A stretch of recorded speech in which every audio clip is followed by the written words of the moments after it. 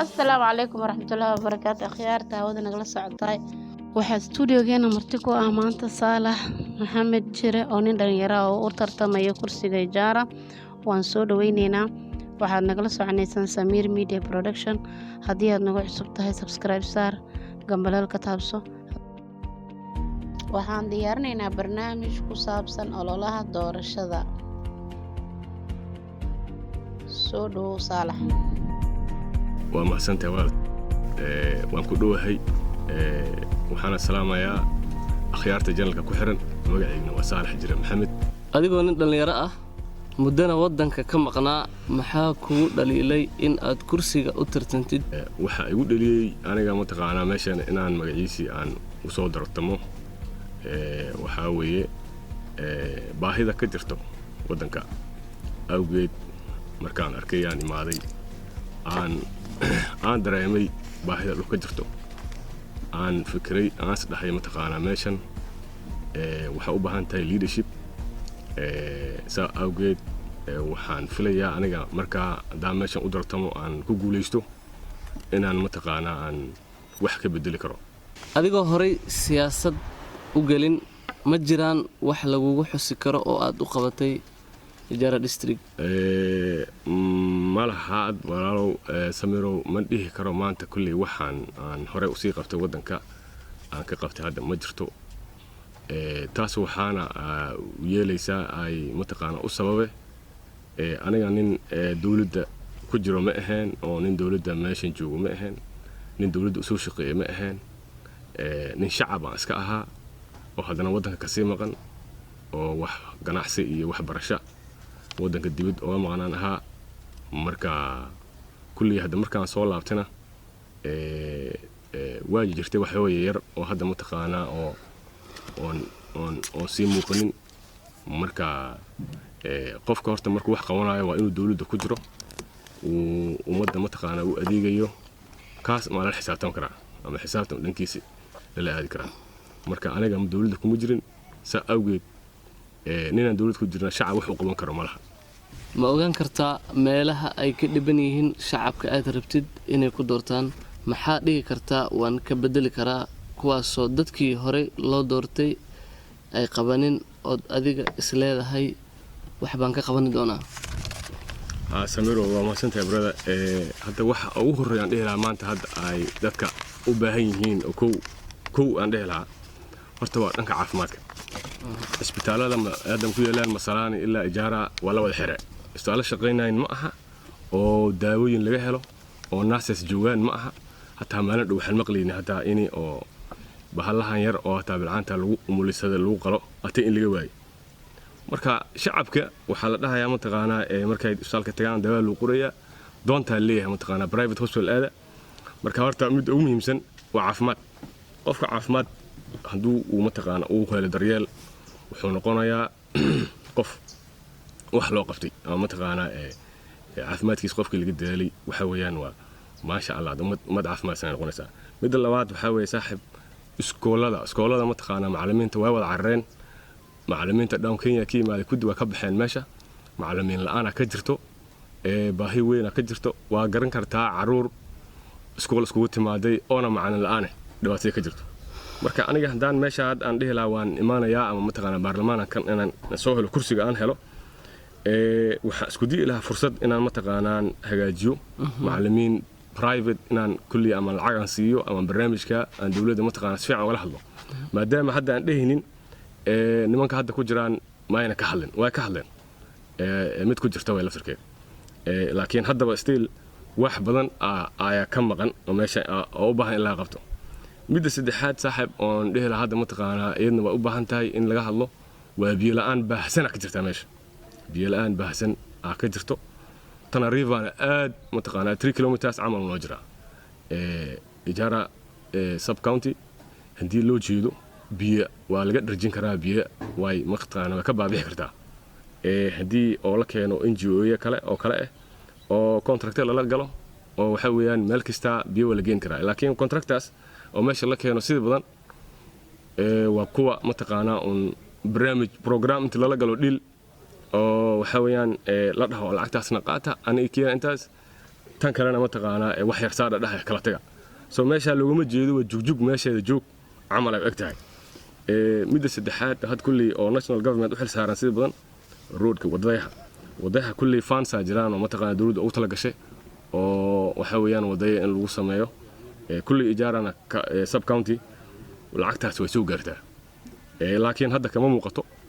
wax muuqdo oo hadda la dhihi karo maanta malaha because anaga waa carruur ahayn wadadii berigii aan ku ciyaari jirnay wax yar laga bedel had wax isbedel more than 15 years or 20 years hadda oo isbedel hadda oo jira maanta malaha brada marka saasa ogaanaysa brada intaas ugu muhiimsan horta waxyaabo fara badan kalena waa iska jiraan oo hadda kulli meesha ku soo koobi karin oo haddii aan mataqaanaa fursad kale u helno aan ka hadli doono insha allah waqti dambe okay maxaad isdhihi kartaa haddii aad soo gashid ama lagu doorto waan qaban lahaa ama waan ku bilaabi lahaa bal qodobo yar ka taabo wallahi kulli wixii hadda meeshan baahida jirto waa wax fara badan waaye qof mataqaanaa oo baarlamaan loo soo doortana waxa weeyaan wax oo dhan ma dhammaystir karo muddo iska yar gaaban way hataa waqtigii mataqaanaa doorashada qofku uu ku jiro la rabo mandate ka ah haysatid marka waxaan dhihi lahaa hadda caafimaadka iyo biyaha iyo waxbarashada intaas ma kulli qodobooyinka ugu horeeyaan ka mid ahaan leh okay sidan wada ognahay baahida shacabka way iska badan tahay adigoon kursiga weli u tartamin ma aaminsan tahay inay fududahay mas'uulnimada samirow brada wa kulli mas'uulnimada way fududahay mana fududo waxaan dhihi lahaa qofka hadduu waajibkiisa soo guto oo shaqada si fiican u qabto waa la dhihi karaa dadka shacabka labarkood inay ku qancaan waa laga yaabaa laakiin qofkii hadduu uuna waxba isku da'in oo barnaamij uu mashruuc uunan bixinin marka waa iska adkaanaysaa horta marka saasaad ogaanaysaa maxaa fikrad ood ka qabtaa adigoo ka faa'iidaysanayo fursaddan maxaa ugu baaqi lahayd shacabka ku daawanayo shacabka i daawanayo oo janalkaada ku xiran maanta waxaan dhihi lahaa ama dadka reer jaara waddanka ku dhaqan waa inay mataqaanaa marka ay doorashada aadaan ma u dareerayaan inay mataqaanaa ay la xisaabtam karaan qof ay la xisaabtam karaan meesha geystaan oo qabiil iyo tribalism ay magaciisi aanan mataqaanaa qofka ku dooranin waxaa weeye qofka kulli wax qabanaya ilaahay og laakiin qofka kastaa inay mataqaanaa la dhihin kan uu yariya ama mataqaanaa familigeen ma aha sheekada inay mataqaanaa maskaxda laga saaro oo qof kastaa lagu doorto manifestiga uu meesha keeno manifestigiisa uu keeno meesha adiga wiil dhallinyaraa tahay siyaasadana hadda waa ku cusub tahay siyaasadana micnaha arrimo kulul ayay iska leedahay sida badanna hadda qofka markuu soo istaago ama uu doorashada ka soo bilaabo maadaama aad ka bilowday kursiga baarlamaan waxay isdhahaan dadka qofka project waaye ama waa la soo joojiyey ama yacni dadka inuu kala gooya loo soo istaajiyey ayay dadka sida badan iskala dhacsiyaan marka adiga ma qof project aad tahay mise qof waxaad tahay oo xamaasadda ijaar ay qaaday oo sidaas baad ku soo istaagaysaa samiro wallahi brada waa mahadsan tahay su'aasha waa su'aal fiican horta oo qof kasta inuu uu maqlo oo jawaabteedu ka dirga loo baahan yahay marka aniga horta project nin ah ma ihi horta anin waxaa ahay oo reejaar ah oo meeshan ku dhashay especially masaan ku dhashay marka horta muddo badan waa ka maqnaa waddankan waqti dheer aan ka baxay more than 15 years meelahaas ilaa iyo 13 14 meelaha ayaa years na ka maqnaa warkii haddii aan gaarsa high school aan school ka dhameeyey kadibna mataqaanaa meelahaas South Africa iska aaday meelahan ganacsi aan mataqaanaa ummad kale la galay kadibna jaamacadda xagga Nelson Mandela University I graduated there marka alxamdulillah marka horta nin aniga corruption iyo musuq wax ku soo dhax koray miihi ma garad mid kalena hadda kulli siyaasiyiinta hadda meelaha ku nool ama meeshan mataqaanaa waddankan kala wado aniga had nin aqoon isku sii leeyihiin ma ihi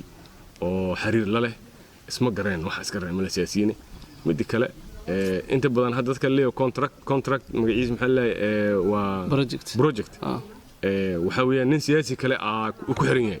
okay marka aad waxaad ku xiran tahay malaha ana maanta qof aan garanay siyaasi aas garanayna malahaba gabiba waa fikradaada ana waxa i keentay fikradayda waddankan dhibaataysan oo kulli waxa weeyaan cid laga xigo ma jiro oo inaan mataqaanaa ana doorashada ku dartamo waxa weeyaan nasiibkay aan baraawayo haddii lii doortaan shacabka la hadlo oo waxa weeyaan aan waxaan u keeni karo ama isbedel aan sameyn karo aan u sheego intaas ma ku socdaa barada ma uyi contract mubaaxa ka aanay wax waxaan u jeedaa project aan mihi saasad ogaanaysaa barada waa gabagabadii iyo barnaamijka aan maraynaa waan soo gabagabeynaa barnaamijkana adigaa noo soo xiri doono marka ereyga ugu dambe oo aad ku dhihi doontid shacabka ama bulshaweynta ku daawanayso maanta aad kaga faa'iideysan doontid ereygana kulli haddaan dhihi lahaa oo reejaara waxaa inay horta foojignaadaan midda ugu hore oo dadka mataqaanaa dad wixii xuquuqdooda garanayaan ay noqdaan waxa weeyaan dadka hadday xuquuqda garanayaan wax kasta way raadsan karaan laakiin hadday marbaan aqoonin waxa dad iska dhibaataysan oo maalin kasta la dhibaatayna iska noqonayaan marka midda ugu muhiimsan oo hadda aan dhihi lahaa aan dadka kula daarmaya dadka horta inay qabiil iska daayaan oo waxa weeyaan markii ay doorasho u dareerayaan ay fahmaan qofka ay dooran rabaan manifesto fiican hadduu wato waxa weeyaan dad qaarkiisu hadda waa dad la soo baraawiyey hadda doorashada u taagan dad la soo baraawiyey 5 sano ku jiray ama horaan 5 years kala soo galay oo hadda wax kale laga sugay uusan jirin qof 5 years ku jiray oo horaan aad aragtay wax qabadkiisa aragtay oo reereysan waxa weeyaan oo waxba ka soo socon in haddana ku daba baqtid oo reerkii ka yimaado oo haddana future dambe aan hagaajinayn ummadda meesha ku nool waxa weeyaan in waxba soo korinayna aaminsanahay marka waxaan dhihi lahaa dadka markay doorasho u dareerayaan waa inay ku xisaabtamaan yaa wax noo qaban kara maadaama hadda mataqaan dadka shacab ay garin ba qof wax u qabanayo qof kale oo maadaama muddo dheer soo sirayay laakiin waxaan dhihi lahaa inay anaga i baraaweeyaan oo waxa weeyaan meesha ay i doortaan aan dhihi lahaa anigana waan uga rusheegayaa saalax waa ku mahadsan tahay maadaama waqtigaada aadna siisay